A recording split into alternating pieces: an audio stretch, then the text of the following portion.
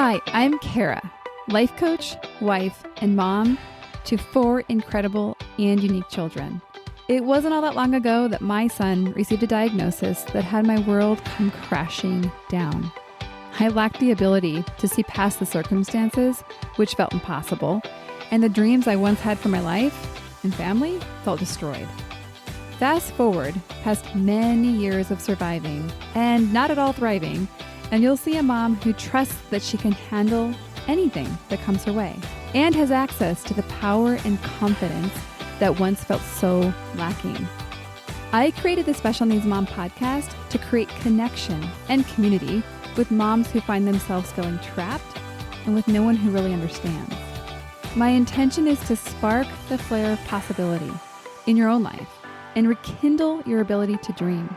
This isn't a podcast about your special needs child. This is a podcast about you. If you are a mom who feels anxious, alone, or stuck, then you are in the right place. Welcome. Hello, and welcome to the Special Needs Mom podcast. This is Kara, your host, and I am glad you're here. So I want to share a little story, a little personal story. I often like to start episodes with a story from a day in the life. And this story is about yesterday. Yesterday was a hard day.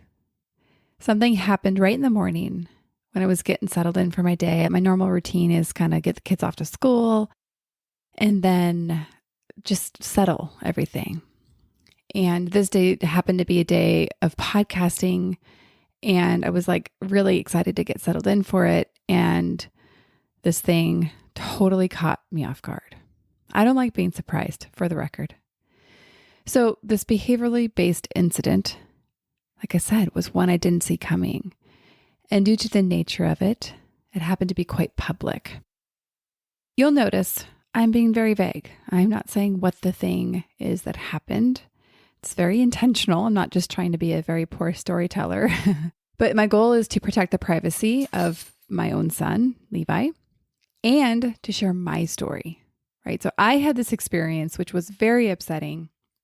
And it actually doesn't matter really at all exactly what he did or didn't do, because you very likely, and I really hope, haven't had this particular experience that I had. And you have one that's very unique to you. Maybe it's medical, maybe it's behavioral.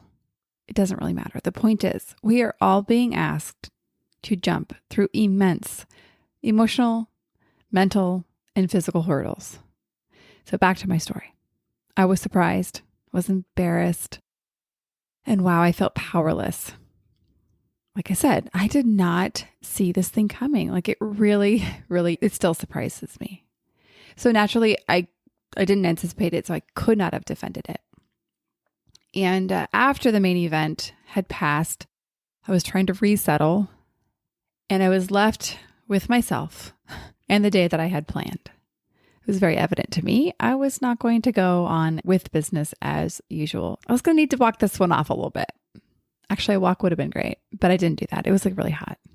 So my nervous system was like, ooh, it was like trying to figure out, are we okay? Are we not okay? This didn't feel okay. We don't really know what to do. We are not okay.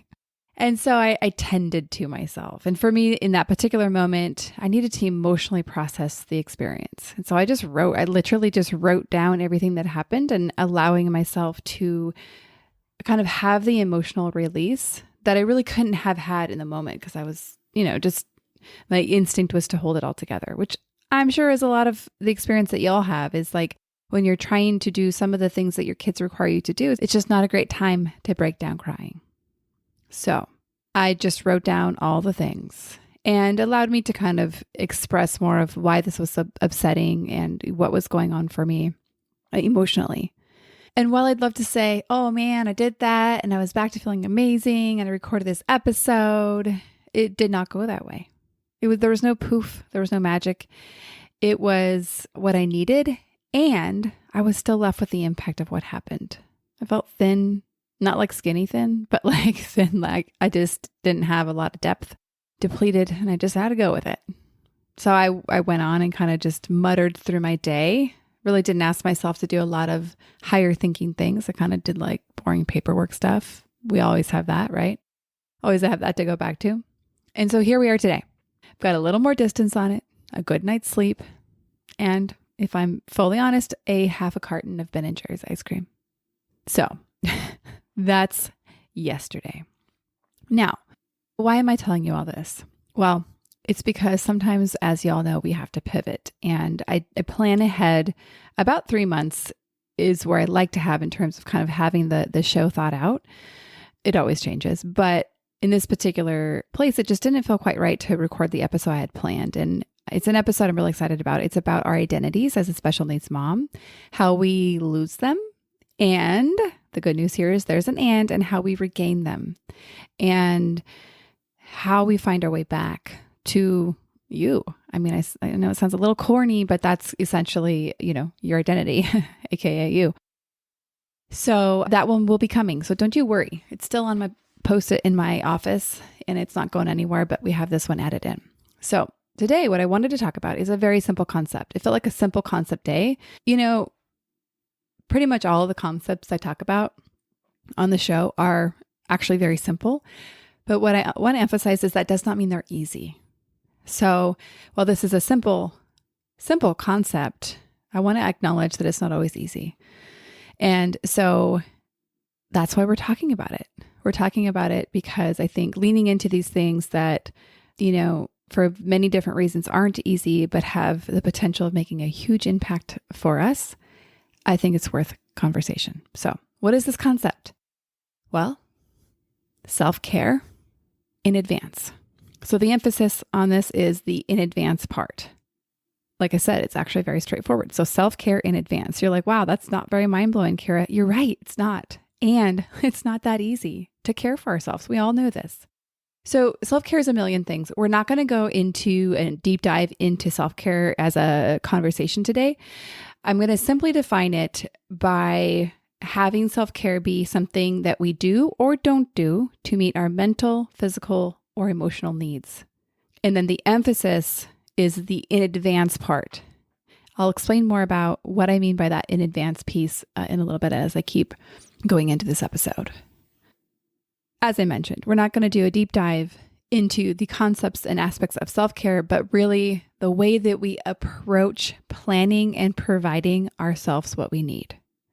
Now, when I say that, my prediction is that you hit up against a wall is, well, I can't have what I want and need because insert the difficulties of your life and your child here. So I totally get and honor that that's where I'm like, this is simple, but it's not easy. And so I do have other episodes that lean more into the actual conversation about self-care and like how that can look and how it actually, even though I'm defining it as doing or not doing, it doesn't mean that we're having to add more things to our to-do list to care for ourselves. Actually, I want to emphasize the not doing something, but also there's many, many, many things.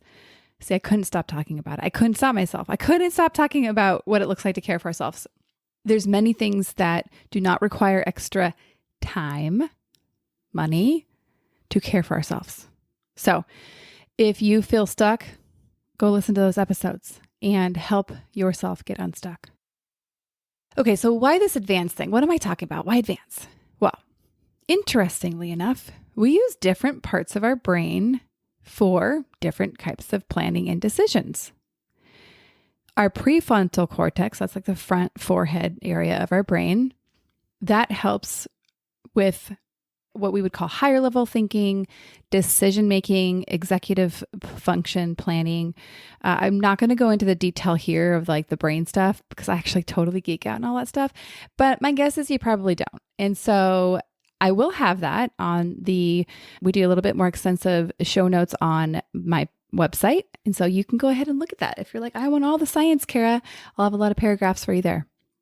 So I'm going to really simplify this concept and say, okay, planning ahead, like even the day before, when we're thinking and planning ahead and making decisions, I'm going to call that aspect the architect.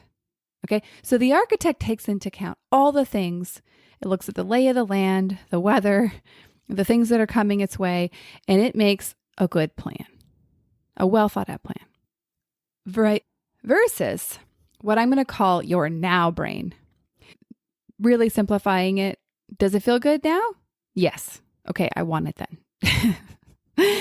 That's the really simplified version. Again, the science version is going to be on my website. If I eat this mac and cheese, I will feel better now. Who cares? And this is that doesn't think this way, but it's like, who cares if the next hour or day after I'll have a headache because I don't eat gluten? I want it now. It feels good now. And I'll have you pay attention that easy usually feels good in the moment. Okay. So what we're looking at, why in advance? Okay. Your architect versus your now. So very predictably, your architect's going to make different choices for you than your now brain. Now, I want to be really careful here to recognize that we're not saying the architect is good and the now is bad. What I'm saying is that if you want to care for yourself in a very well thought out, intentional way, then your now brain's probably not your strongest strategy. So this conversation, this episode is about giving your architect a little time to shine, a little time to do her thing. And sometimes you're not going to have access to the architect. If you're like in the hospital and in a survival state, your now brain's your girl. Like, let's let her shine too and let her do her thing when she is necessary. So let's not judge ourselves for letting the now brain do the thing. The point here is that we don't want to overuse that part, the now part. We want to actually give both an opportunity to do what they do best. So our architect's looking out for our long-term benefit, our highest priorities, our intentions, our dreams, our desires. Our now brain is just keeping us comfy and consoled. Okay, so going back to the big concept here, the big concept being self-care in advance. Again, self-care being defined as doing or not doing something to meet your mental, physical, or emotional needs. I might add spiritual to that, but we're going to keep it simple. We're just going to go with 3, meaning that you add whatever you want to your needs. I'm talking specifically about events or situations that you can predict or prepare for that would benefit from a higher level of care for yourself, aka self-care. So examples might include would be IEP meetings, transferring of your child or children to a co-parent or a different household, getting your child to school, picking them up from school, of course, medical appointments. Side note, as I was preparing for this episode, I realized that we have 4 specialists and or hospital appointments in the next 6 days. So that's a lot. We'll talk about that later. Paperwork, dealing with insurance, behaviors. And some of these I want to make a note of. You may not be able to predict exactly when a behavior is going to happen, but you may be very able to predict that a behavior will happen. So that's a little different, but also you can apply the same concept so that you have the support that you need at the ready when you need it. We don't want to rely on the now brain to give you that support. It's actually very ineffective at supporting you at a high level in those stressful situations. Like your evening routine, finishing the day, that's something you can predict that you may need some care for at that time. And this is where in advance can come in. So notice all these things have a potential for some sort of additional mental, physical, or emotional lift. If we know these things will happen, what do we say we want to do or not do to meet these needs?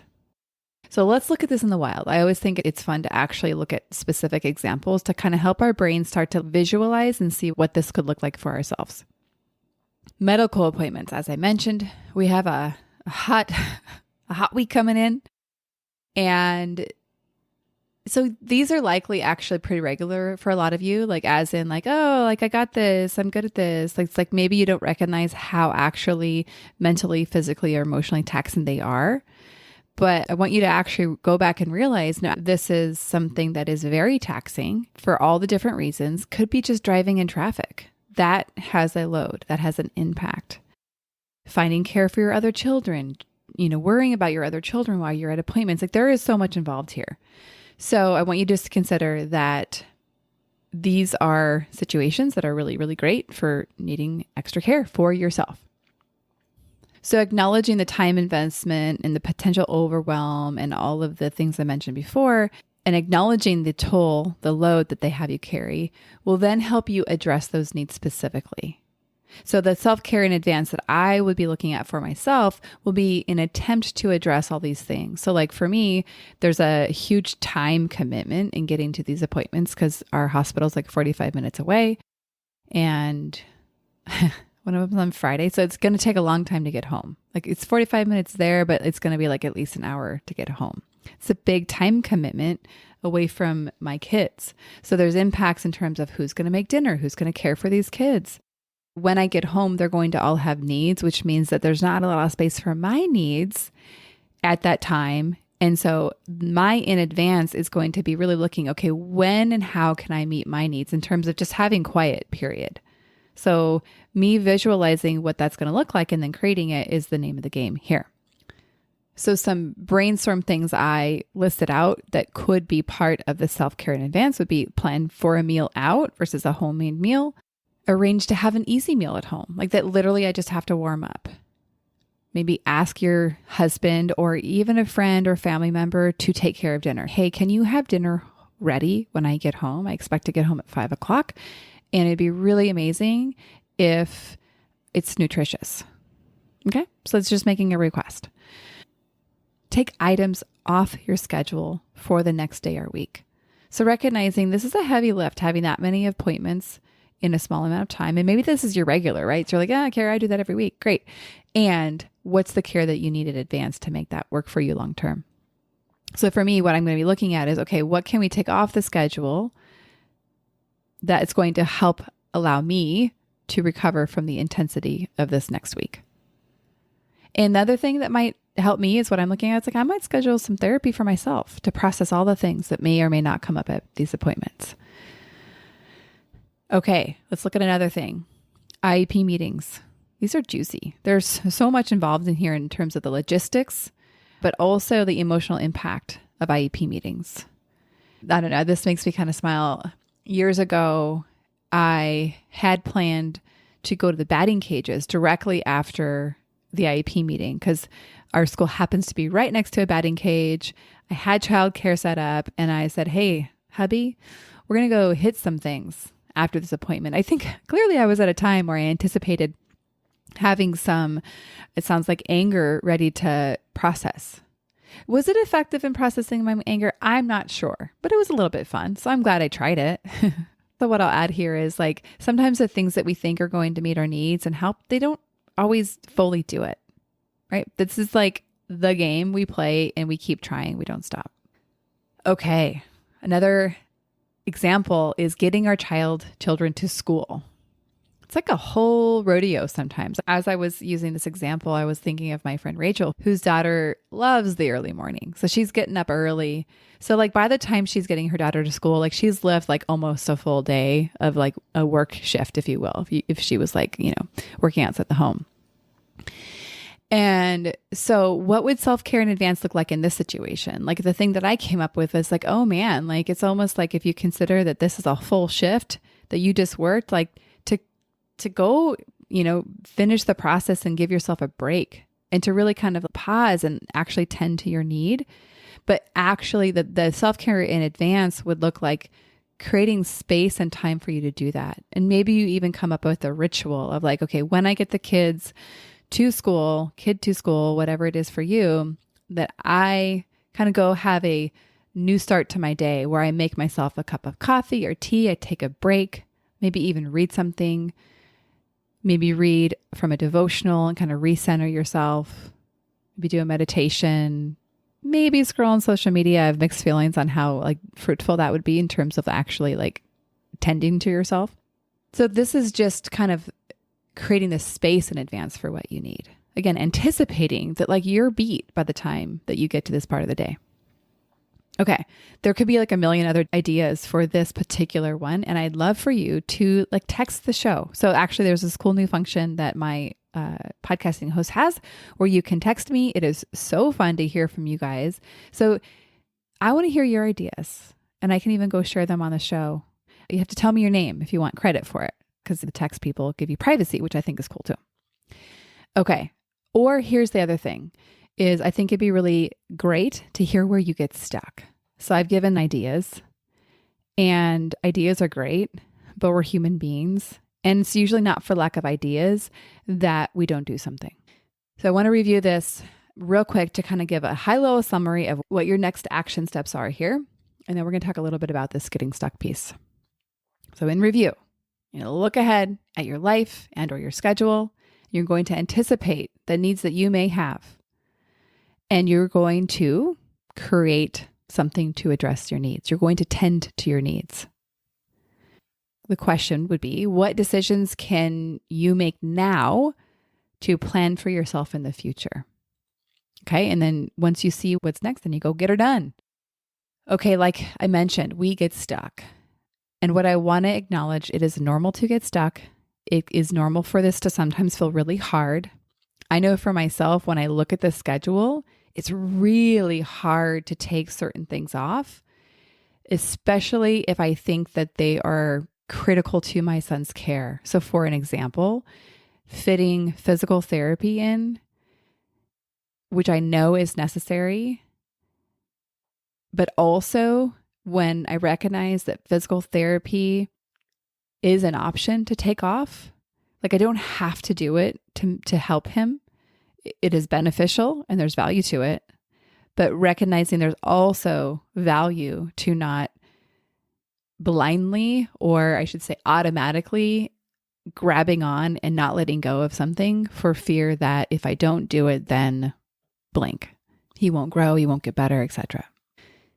So again, I just want to acknowledge we get stuck here. It is normal to get stuck. This is actually where coaching is a very effective tool for helping us, one, I really identify and get clear on where and why we get stuck, but more importantly, help us move past and through where we get stuck. This is the part where it's like the most fun ever to see this happening in the coaching program or even with the individual clients I work with, to see them move past where they normally get stuck and to really essentially change their life as a result of it. I mean, that sounds so hyperbolic. It's not, because actually when you do something that you weren't able to do before, it is life-changing. All right. And I do want to mention that this program is open. I used to run the program like years and years ago when I started it. I called it Being Mom Together. And honestly, I still love that name. And the together aspect is so important because doing this work together is, I can't even explain why exactly, but it creates an exponential experience because we have the support, we have the community, we have the sisterhood, and it's just really, really amazing. And, it also makes it more fun. We get to laugh together. We get to cry together. It's all the togetherness that we all want. And okay, so it used to be called Being Mom Together. I evolved it, and now it's kind of actually in even another iteration where it is called Pathway to Peach Coaching Community. And essentially, it's a high level of support that is very reachable and accessible. So I've designed it so that it is within reach for what I could say many of you. I can't say all of you. I don't know all of your individual situations, but the last person I spoke to about it and told her all the details, she was like, wow, it feels like it would be stupid not to join. Now, I never want anyone to feel stupid, but it was like, yes, I did it. I did it because she saw the value and it was like, of course I would do this. That's what I've been working to do, is make it so that it feels like, of course I can say yes to this because I know that it will help me. Okay. So this community is currently open and we are ready to welcome you in. And with that, we'll see you on the next episode.